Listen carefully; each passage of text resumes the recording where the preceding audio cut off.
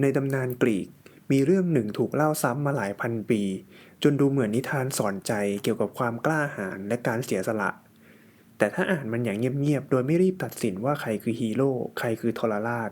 เรื่องของโพรเมธีอุสจะค่อยๆเปลี่ยนรูปกลายเป็นเรื่องของความรู้ที่ไม่ควรถูกให้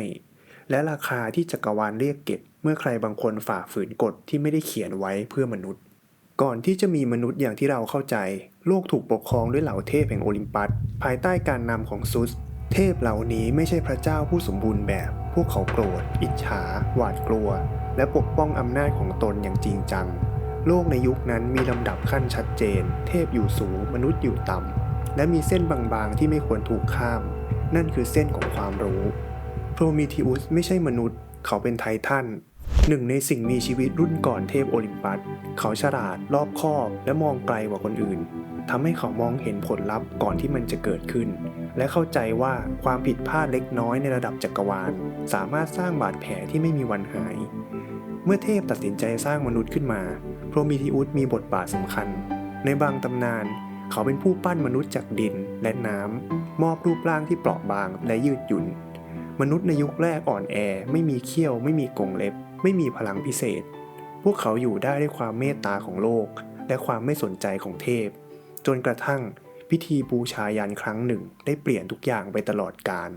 ในพิธีนั้นโพรเมธีอุสถูกขอให้เป็นผู้ตัดสินการแบ่งส่วนเครื่องบูชาให้กับเทพและมนุษย์เขาใช้เล่ห์เหลี่ยมแยกเนื้อดีไว้ใต้หนังและไขมันที่ดูไม่น่ากิน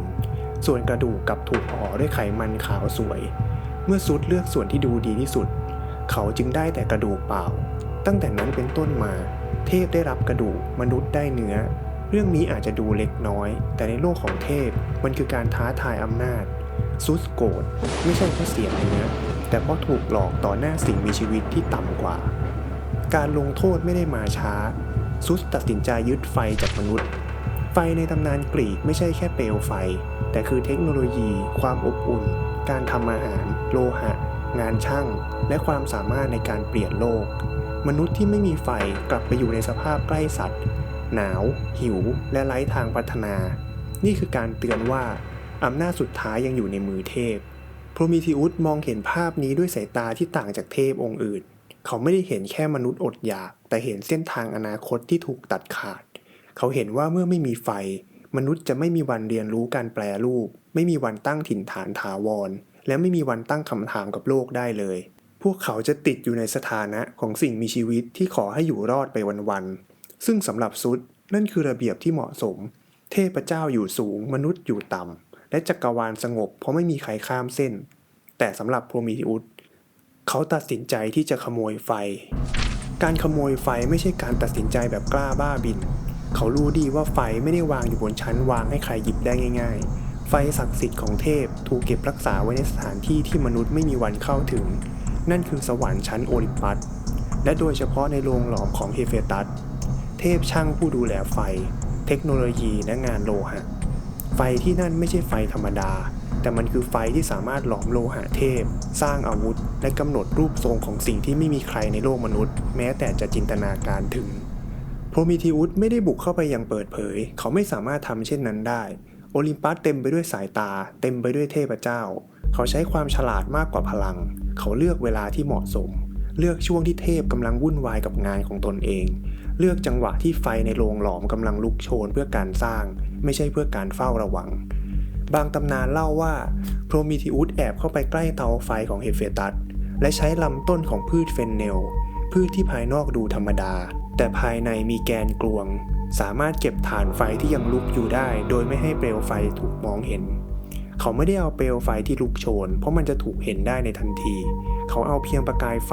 สิ่งเล็กๆที่ดูเหมือนจะไม่สำคัญแต่มีศักยภาพจะกลายเป็นไฟได้อีกครั้งเมื่อมันมาถึงโลกมนุษย์เมื่อไฟถูกนำลงมาสู่โลก